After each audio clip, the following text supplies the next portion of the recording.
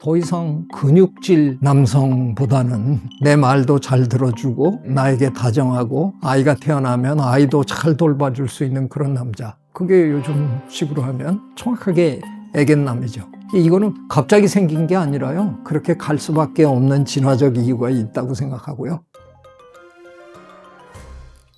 애견남 테토녀라는 말을 들어보신 적이 있으신가요? 네, 많이 들어봤습니다. 저도 제 아내랑 가끔 보는 나는 솔로에 아주 자주 나오더라고요. 그런 제가 기억에 한 10여 년 전만 해도 영어랑 우리말이랑 막 이렇게 섞어갖고 새로운 단어 조합을 만들어내면 언론에서 막 지적하고 그랬거든요. 근데 이거 참 애매하더라고요. 테토는 정확한 표현도 아니에요. 테스토스테론에 서 이렇게 따낸 건데 테스도 아니고 테스토도 아니고 테토야. 애견은 영어식 발음으로 하면 에스트로겐인데 우리는 또 에스트로겐이라고 주로 표기를 하잖아요. 그리고 그 중간 다 빼고 애하고 겐하고 붙여놓고 거기다가 또 진짜 국어학자들이 들으면 기절초풍할 일인데 그렇게 이미 굳어 있더라고요. 제 귀에도 이제는 익숙합니다. 네, 들어봤습니다. 근데 상식적으로 여성이 남성을 좋아하는 그 본능과 남성이 또 여성을 좋아하는 그 이렇게 본능을 생각을 해보면 조금 이해가 안 되는 사회 현상처럼 느껴지는데 교수님께서는 어떻게 보시나요? 그러게요. 저는 사실은 제가 청년 시절부터 그러니까 박사학위를 하고 생물학자로 살던 내내 사실은 제일 중요한 제 전공 분야가 짝짓기, 성선택, 이 분야거든요. 그런 전문가의 입장에서 볼 때 이렇게 생각하는 건 이해는 돼요. 그런데 사실은 그 생물학 현상은 굉장히 다양하고 다양하다는 표현 가지고 다 될 것이 아니라서 제가 지금 표현을 찾고 있는데 그렇게 단순하지가 않아요. 그냥 우리가 자연 다큐멘터리 같은 거 이렇게 보면 제일 큰 어마어마한 고릴라 수컷이 암컷 고릴라들을 여러 마리를 이렇게 거느리고 사는 뭐 이런 거를 보니까 암컷의 눈에는 가장 강인해 보이고 크고 힘세 보이는 그런 수컷을 선호하는구나. 그건 100% 확신은 사실은 없는 거거든요. 그 암컷이 몰래 다른 수컷하고 더 자주 짝짓기를 해서 실제로는 그 수컷의 새끼를 낳았을 수도 있는 건데 제일 으뜸 수컷이 동네에 있는 많은 암컷을 수태시켜 놓고 자기 새끼가 도대체 어디서 태어나는지 알 바도 아니에요. 내가 제일 힘센 수컷이니까 이 암컷들 내가 다 잠자리 했으니까 저 자식들이 대개 내 새끼들일 거다. 물론 인간의 역사도 놓고 보면 권력을 가진 자들이 훨씬 많은 자손을 생산을 한 거죠. 우리 조선의 임금님들은 전국의 반반한 여성들을 다 궁녀로 그냥 다 뽑아가지고 필요하면 잠자리 같이 해서 그 여성들의 몸에서 태어나는 모든 자식들이 그 임금의 자식들인 거잖아요. 그러니까 어떻게 보면 번식 면에서 착취잖아요. 마치 고릴라 세계에서 벌어지는 일 같은 것들이 벌어지지만 대부분의 평민들의 생활에서는 내가 할 수 있는 최선의 방법은 한 여인에게 집중해서 그 여인과 함께 잠자리도 늘 자주 하고 그 여인의 몸에서 태어나는 아이를 함께 잘 기르는 게 아마도 호모사피엔스의 진화에서는 가장 보편적으로 좋은 전략이었을 가능성이 있는 거죠. 농경 시대만 해도 근육의 힘으로 부를 축적하는 거잖아요. 열심히 농사를 짓고 이래야 되니까. 근데 이게 산업사회로 들어오면서 근육의 힘으로 돈을 버는 게 아니란 말이죠. 그러면 이제 더 이상 근육질 남성보다는 돈도 잘 벌고 아이를 기를 때 옆에서 잘 협조하고 그러는 남성이 훨씬 더 좋은 남성이 되는 거죠. 지금은 다정하고 협조적이고 헌신적인 남자가 훨씬 더 좋은 남자인 거죠. 적당히 근육질인 건 맞아요. 그거는 매력 차원에서 분명히 그렇지만 그런 것보다는 오히려 곱게 생긴 남성, 그럼에도 불구하고 자원을 모으는 데는 전혀 어려움이 없는, 그러면서 내 말도 잘 들어주고 나에게 다정하고 아이가 태어나면 아이도 잘 돌봐줄 수 있는 그런 남자. 그게 요즘 식으로 하면 정확하게 애견남이죠. 이거는 갑자기 생긴 게 아니라요. 꾸준히 이런 쪽으로 변해 온 겁니다. 오히려 설명이 그렇게 쉽지 않은 건 테토녀 설명은 그렇게 쉽지 않아요. 여전히 많은 남성들은 부드럽고 예쁘고 뭐 그런 여성을 사실 선호할 텐데, 우리가 옛날에는 남성적이라고 부를 듯한 그런 속성을 지닌 좀 씩씩하고 그런 여성을 굳이 좋아할 이유가 있을까? 굳이 저보고 설명을 하라 그러면, 어쩌면 그리 오래지 않은 예전에는 남성들은, 적어도 제 또래 남성들은 아내가 밖에 나가서 일하는 거를 별로 좋아하지 않던 시절이 있었어요. 근데 지금은 남자 혼자서 벌어가지고는 가정을 풍요롭게 끌고 가기가 상당히 부담스러운 세상이 됐잖아요. 그래서 어떻게 보면 언제부턴가 남성들도 결혼 상대 여성을 평가할 때 경제력이 어느 정도는 있는 여성을 좋아하기 시작했잖아요. 그래서 조금은 당당하고, 때로는 남성들 앞에서도 기죽지 않고 남성도 제압할 수 있는 그런 여성을 나와의 관계에서 나를 제압해 주기를 기대한다기보다는 나가서 사회활동을 할 때 적어도 그런 정도의 품성을 가진 여성이 오히려 살아남지 않겠느냐. 그래서 약간의 타협이 이루어진 그런 이미지가 아닐까 하는 생각을 저는 하게 되네요.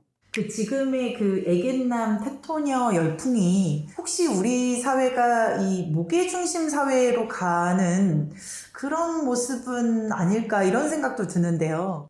저는 뭐 부계 목에 따지는 거는 굳이 그럴 필요는 없다고 생각해요. 재작년에 돌아가신 침팬지 폴리틱스라는 책을 쓴 그 프란스 드월의 판단에 따르면, 침팬지 세계에서 당연히 표면적으로 보면 권력을 행사하고 휘두르고 하는 건 분명히 수컷인데, 힘센 수컷인데, 실제로 제일 좋은 자리에 앉아서 제일 좋은 음식을 먹고 삶을 만끽하는 존재는 가장 지위가 높은 암컷이다, 그렇게 표현했거든요. 아마 북의 사회에서도 그게 겉으로 드러나는 무슨 권력 구조나 이런 거에서 몇몇 남성이 굉장한 위치를 차지한 것처럼 보이지만, 대부분의 경우에는 빚 좋은 개살구였을 거고요. 실제로 뭐 그렇게 향유할 수 있는 게 많았던 건 아닐 것 같아요. 굳이 모계사회라고 우리가 자꾸 얘기하는 것도 저는 무리가 따르는 분석이라고 생각해요. 우리가 지금 생각하고 있는 모계사회라는 건 남녀가 비교적 평등해지는 그런 정도의 사회를 우리가 모계사회라고 아마 이해하는 것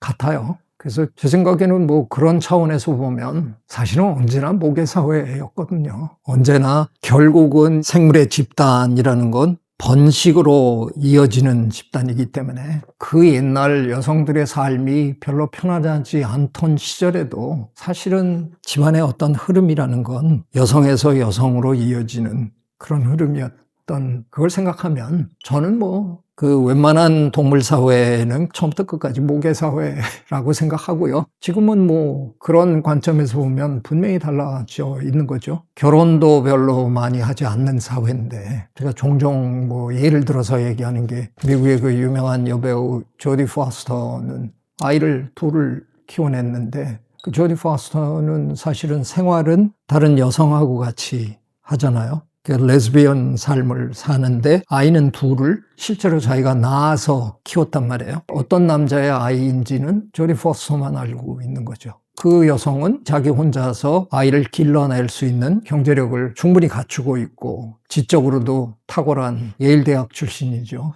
내가 굳이 남편을 이렇게 보살펴 가면서까지 남편을 모시면서 살 이유가 뭐 있느냐. 그런 차원에서 우리가 모계사회다라고 하면 그건 뭐 제가 받아들이겠는데, 그 모계사회가 우리가 그냥 흔히 생각하는 것처럼 엄마가 모든 권력을 손에 쥐고 또 모든 걸 다 제공하면서 권력을 행사하는 예전의 전통적인 부계 사회의 그 형태가 완전히 바뀌어서 여성에게 왔느냐? 그런 케이스는 별로 많지 않잖아요. 그래서 그거는 부계 사회에서 모계 사회로 이렇게 변했다기보다는 부계 사회가 흔들렸다 정도. 그리고 아빠의 권한이 예전 같지 않다. 뭐 그 정도의 차원에서 모계 사회를 이해하면 될 것 같아요.